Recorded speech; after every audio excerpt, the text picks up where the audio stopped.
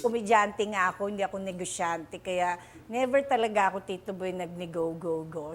Sa Fast Talk with Boy Abunda, hinimay ng Sparkle comedian na si Rufa May Quinto ang umano'y investment scam kung saan siya dinawit. Nag-pictorial and video, yun lang. So, hindi ko na alam ko. Tapos sila na rin nagsabi na sorry na daw, hindi na nga daw tuloy. Hindi pa nila Nakita mo ako ba yung mga ambassador. nag-invest na yan? Hindi. Oo. Hindi ko sila At nakita. saka, Sumagot din si Rufa May sa bali-balitang hiwalay na raw sila ng asawang si Trevor Magallanes. We're going through something. Walang file ng divorce. Hindi ako magpo-file. Bakit? Kasi ang dami ko ng file sa kaso. Hindi kami nagkakagulo dahil sa mga kaperahan. Mahal ko siya, syempre. Tsaka gusto ko syempre makumpleto ang pamilya namin. and if you have your way, gusto mo bang magkabalikan kayo? Ako kasi, kung ayaw na, re-respetuhin ko yung kahit na masakit sa akin eh. Siyempre, di ba, ba't ko pipilitin ng isang tao kung yun Oo. ang nararamdaman Pero- niya? Mas nakakatakot, si Bianca o ang buwaya? Si Bianca.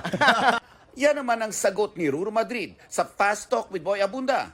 Mas na-appreciate daw ni Kapuso primetime action hero ang girlfriend na si Bianca Umali na naiintindihan at sinusuportahan siya kahit supsop sa trabaho.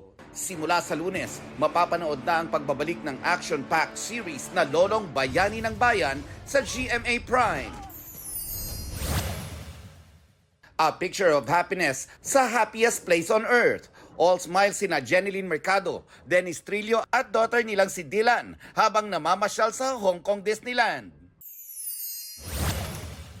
Makikisaya sa Sinulog Festival sa Cebu this weekend ang ilang bida ng Widow's War, mga batang Riles, Lolong Bayani ng Bayan at Binibining Marikit.